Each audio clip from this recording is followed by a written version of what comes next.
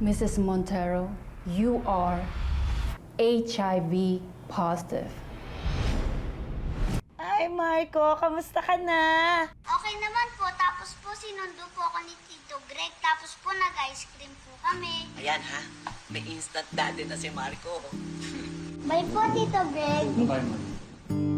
We've had our bad times when we fought about what was on my mind that you always figured out. Can I promise you to take all your problems away? But what I can promise is that you won't have to face them alone. But you were the ones to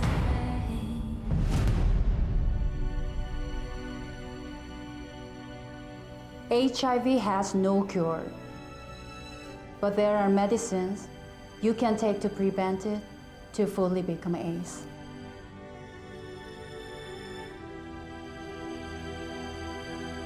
Ikaw ha, mag-ingat ka. Baka mamaya kung anong sakit ang ibigay niyan sa'yo, kung sino-sino babae na lang kinakalagtari niya.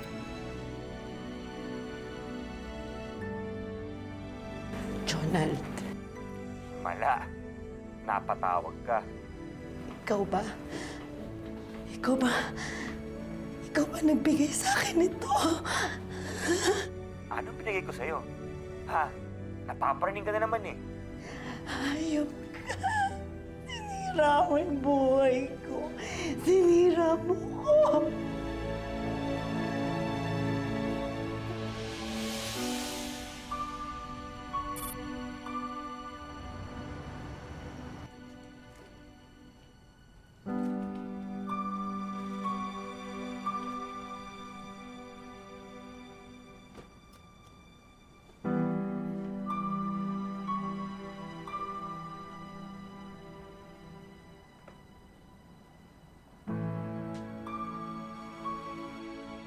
Hey, how was your day? You okay?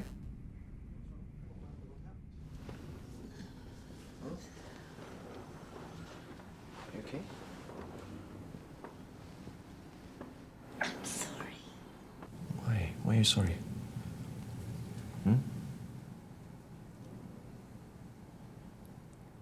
I'm HIV positive.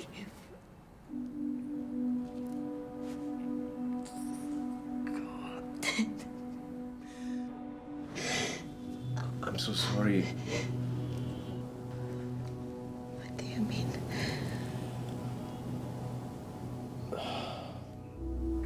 I'm HIV positive, but I never thought you would get it, Betty. I swear, I thought you would never get it. I just didn't have the guts to tell you. I was afraid you're gonna leave me.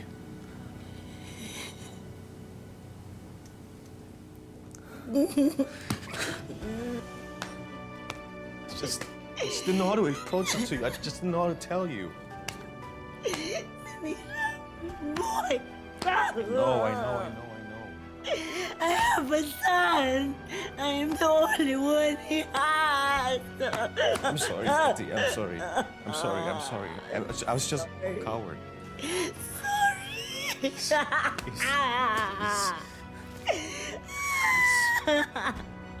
Just give me a chance. I'll make it right for you. Stay away from me. Betty, just give me a chance. Please.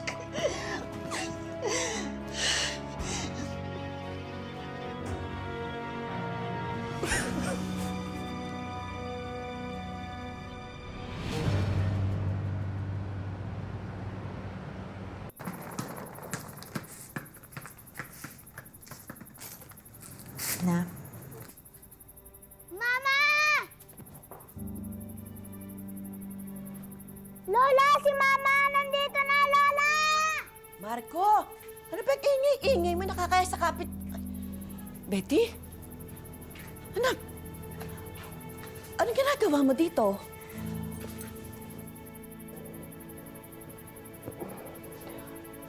Anak, may problema ba? Na-miss ko lang po kayo. Paano yung trabaho mo sa Korea? Nagkasagutan po kasi ulit kami ng amo ko eh. Hindi ko na kasi kaya yung ugali niya. Mag-apply na lang po ako ng trabaho sa ibang bansa. Yung may mas mabuting amo.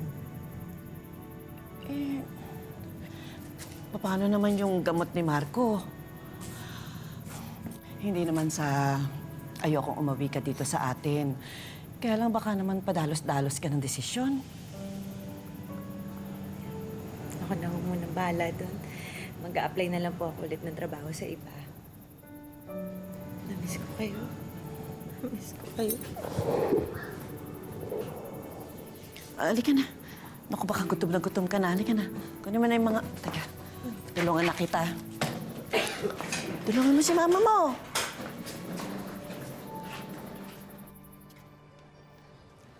Betty! Betty! Uy, Betty, sandali!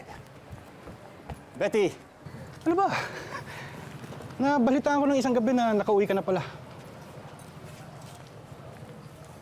Uy, Nasa harapan mo na ako. Ano ngayon? dito ka na ba sa Pilipinas magtatrabaho? Hindi ka na babalik ng Korea? Uy, Betty! Uy, ano ba problema? Hindi ka naman ganyan dati ah. Mag-a-apply ako ng trabaho. Nagmamadali ako. Sige na. Hatid na kita sa jeep. Uy, sige na, hatid na kita. Hindi na. Betty! Betty!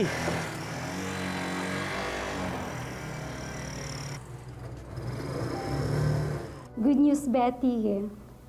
Gusto ng client ang boses mo. Malaki ang chance mo na makasampa sa cruise line. Kailangan na nila ng performer sa isang buwan. Maraming salamat po.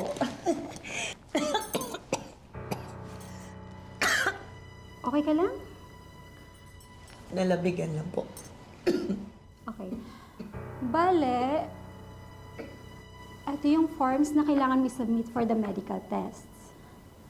Kasama na dyan ang hypertension, Hepa A, B, C, at saka HIV screening. HIV? Oo. Basta kapag napasa mo na lahat yan, okay na yun. Madali na lang yun. Salamat po. Good luck.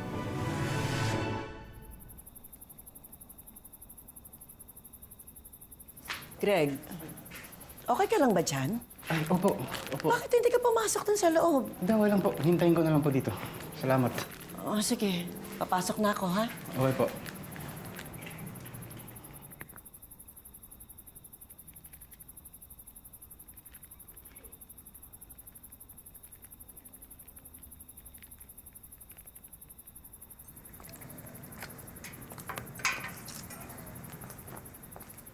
Betty. Sorry kung naasar kita kanina.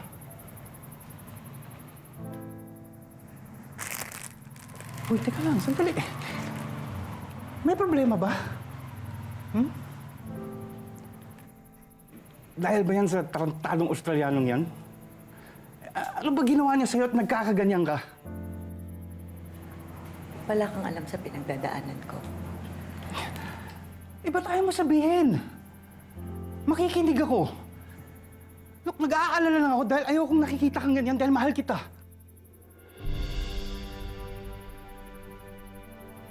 Mahal mo ko. Oo, Betty. Mahal kita. Mahal na mahal kita. Matagal na. Bago pa kayo ni Jonald, mahal na kita. Hanggang ngayon, mahal pa rin kita. Kaya sana naman... May HIV ako. Nabingi ka? May HIV ako. Narinig ko yung sinabi ko. Hinawahan ako ni Gerald. Kaya ako nandito kasi dineport ako. May sakit ako, may HIV ako. Ngayon. Ngayon. Ngayon mo sabihing mahal mo ako. Ngayon mo ako hawakan. Ngayon mo ako halikan. Di ba mahal mo ko? Sabi mo ngayon lang.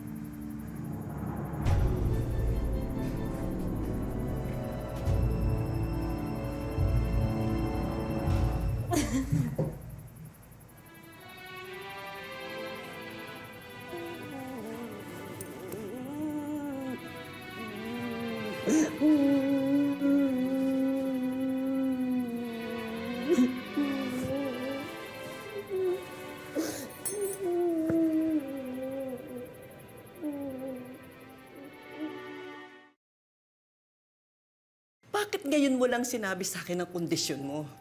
Ano bang tingin mo sa akin? Manghuhula? Sorry po kung nalilihim ako. Bakit, Betty? Paano ba nangyari ito? Saan ba ako nagkulang ng pagpapalaki sa'yo, ha? Hindi mo man lang ba naisip yung anak mo? Ako! Padalos-dalos ka naman kasi! Natatakot po kasi ako eh. Baka mamaya pati kayo, panirihan niyo rin ako. Ano ka ba naman? Hindi ko maintindihan kung saan ako magagalit sa'yo. Kung magagalit ba ako sa isa nangyari ito, o magagalit ako sa'yo dahil pinag-iisipan mo ako ng ganyan. Anak, ako pa ba akong nanay mo? Kahit anong klaseng sakit meron ka, susuportahan kita. Anak, hindi tayo susuko, ha? Hindi tayo susuko. May kilala ko sa center. Lalapitan natin si Mayor. Sa Malacanang, wala akong pakialam.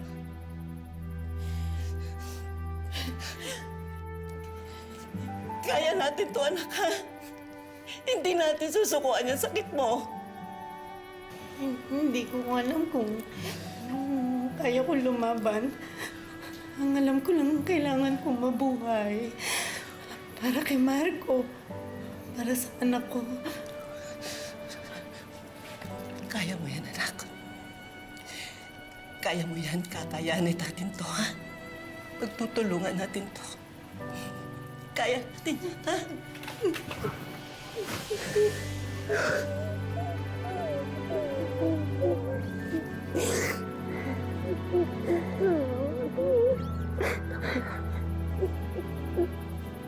Sabi mo muna, pare. Akalain mo, pare, minahal mo halos buong buhay mo. Hinintay mo. Ginawa mo lahat para sa kanya. Tapos nung akala mong pagkakataon mo na, biglang... Oh, mahal ko si Betty, pare. Hindi ko lang talaga alam kung kaya kong panindigan yung relasyon namin ngayon at may sakit siya. Hindi ko alam. Ngayong alam na ni Greg ang kalagayan ni Betty, handa pa rin ba niyang ipaglaban ang pag-ibig niya kay Betty? Dahil sa advancement ng medisina at science, ang HIV ay hindi na ho death sentence.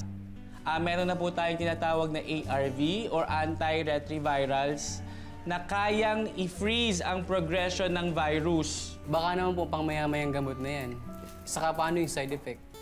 Naku, hindi po totoo yan. Libre ho ang gamutan. At bumabalik kayo sa clinic at routinely kayo na-check every 2 weeks in your first 3 months para ma-monitor ang epekto ng gamot. Paano yung pakikitungo namin sa ibang tao? Sa trabaho, matatanggap po ba kami sa applyan namin? Ay nako, maling-mali i-discriminate ang isang taong may HIV. Ayon sa Batas RA 8504, walang sino man ang may karapatang mag-disclose ng inyong status. Wala ring employer ang may karapatang mag-discriminate sa inyo base sa inyong medical condition. Excuse me, ako may tanong po ako. Go on. Meron po kasi akong mahal sa buhay, no? Kaso meron siyang HIV. Gusto ko lang malaman kung pinatuloy ko yung panliligaw ko, mahahawa ba ako? Sa similya, sa dugo, sa katas ng ari ng babae, sa rectal secretion, sa breast milk lamang maaaring makahawa ng HIV. Hindi sa pawis, hindi sa laway, at hindi sa kagat ng lamok. Naku, maling-mali yan. At meron na ho tayong tinatawag na PrEP o Pre-Exposure Prophylaxis, kung saan pinapababa nito ang tsansa na mahawang isang tao. Ma, naalala mo nung maliit pa kami ni Betty? Lagi ko siyang inaaway, tapos laging nagsusumbong sa'yo. Hindi ko nga inaasahan na magkakatuluyan kayo eh. Alam mo na, binata ka at si Betty naman. Ma, Totoo naman yun eh. Kahit naman ako, hindi ko na naman inaasahan na magiging tayo. Ang kulit mo kasi.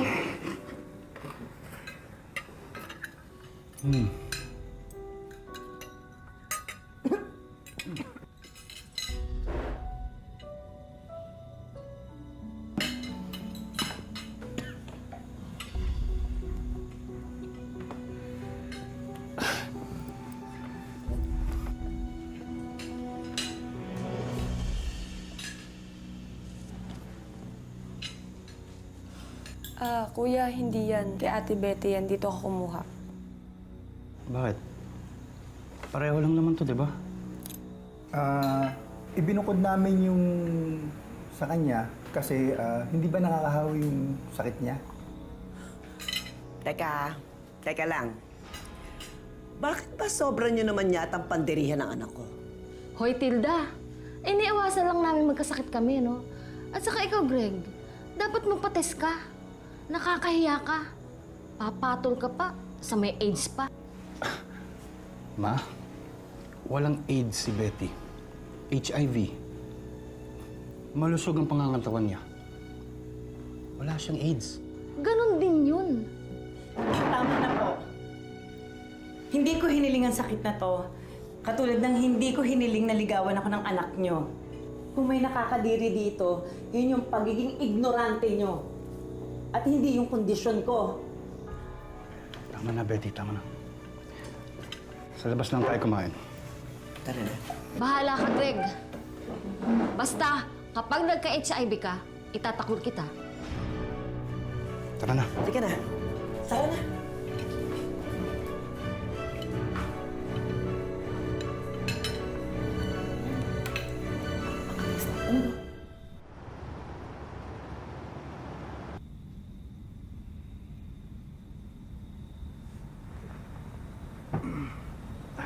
Natulog na yung bata. Napagod siguro sa kakalaro. Ngayon lang din naman kasi nagkaroon ng tatay yan si Marco.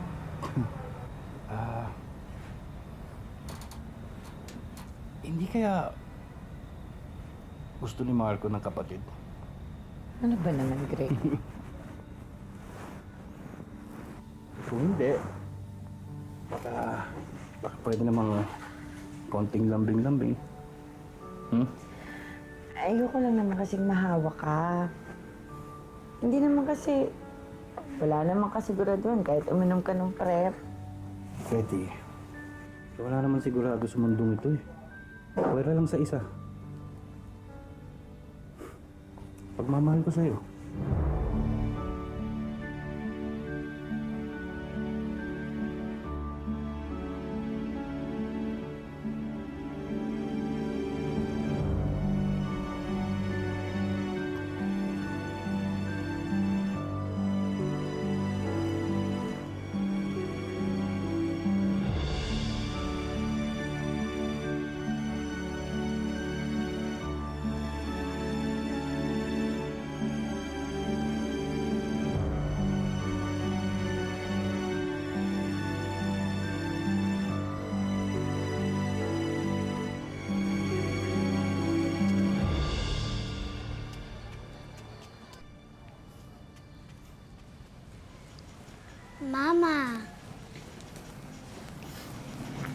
Pumasok ka muna ng kwarto, ha, Marco? Sige po.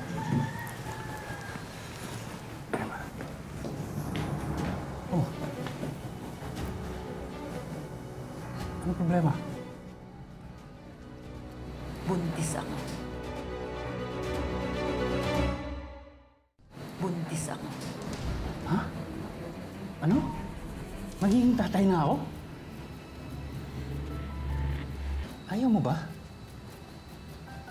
Mahal, blessing sa atin yan. Blessing? Paano kung may HIV yung bata? Blessing pa rin ba yon? Mahal, relax. Hindi mangyayari. Relax ka lang.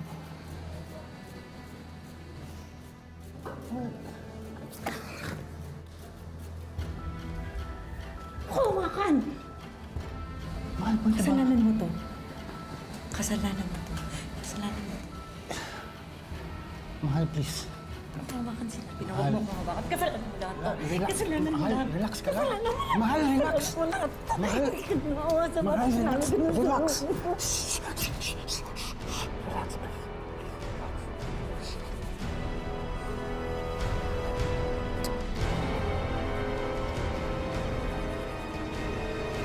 Greg, lumabas ka dyan! Greg, lumabas ka dyan! Labas! Lumabas ka dyan! Nasaan ka ba? Dolor! Naturing na ikaw pa ang kapitana ng barangay dito? Ikaw pa nag-iiskandalo? Nasaan ang anak ko? Nasaan si Greg? Pumasok ko. Ano ba problema? Totoo bang buntis ka? Maruming babae ka? Betty naman, hindi ka na nahiya! May sakit ka na nga! Gagawa ka pa ng anak na may sakit din! Ano nilang sasabihin ng mga kabarangay natin? Yung kapitana nila, hinahayaang magkarat ng AIDS dito! Ganun ba? Bastos pala bibig nito! Hindi na, nay. Hoy! Umalis ka dito, ha? Umalis ka dito! Lumayas ka dito! Kundi papupulis kita! Hindi ako alis dito! Hindi ka alis dito? Kagustuhan ho namin to ng anak nyo. Ano ho bang gusto nyo gawin namin sa bata? Sa apo nyo? Ipalaglag? Aba, mahiya naman ho kayo sa Diyos, Kapitana. Wala akong abong may AIDS! Nakakadiri kayo! Talaga naman, lumayas ka dito! Lumayas ka dito! Iwan mo ka! Pupupahan ko talaga yan! Paano? Ba't kayo nandyan?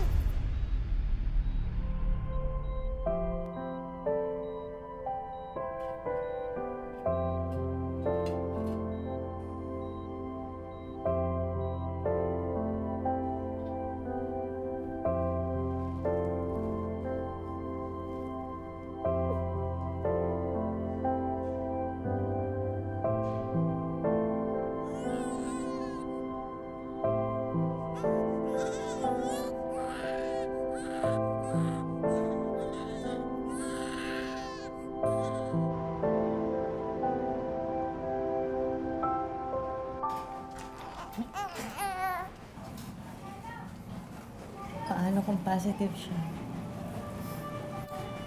Mahal. Mamahalin natin at aalagaan natin siya kahit ano pa resulta.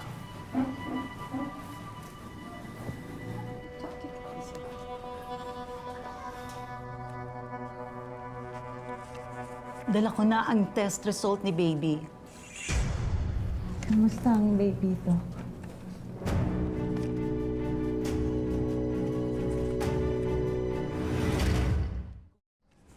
Dala ko na ang test result ni baby. Kamusta ang baby to? Mrs., negative ang bata. Malusog ang inyong baby. Thank you po. Salamat sa Diyos. Thank you.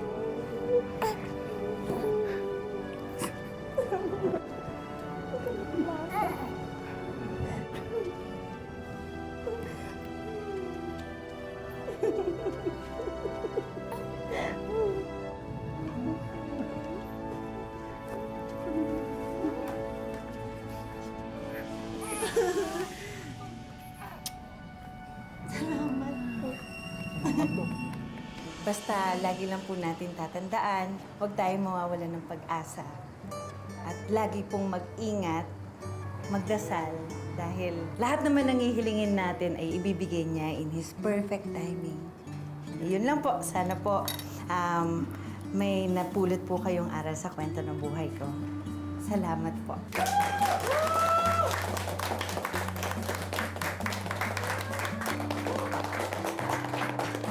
Negative pa rin sa HIV ang kanyang anak, pati ang kanyang ka-live-in na si Greg. Pinatunayan ni Betty na hindi sintensya ni kamatayan ang pagkakaroon ng HIV. Pwede rin palang magpatuloy ang buhay kahit meron ka na nito. Hindi panghusga ang kinakailangan ng mga may HIV at AIDS. Ma'am, may tanong po ako, ma'am. Pwede? Yes. Ma'am, kasi... Will you marry me?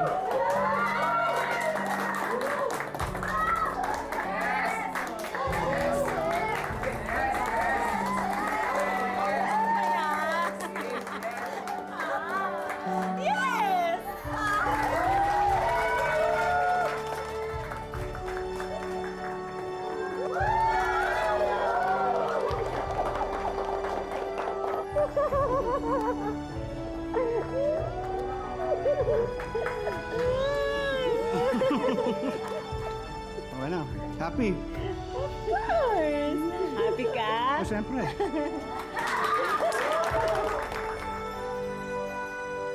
Magandang hapon. Ako po si Marian Rivera.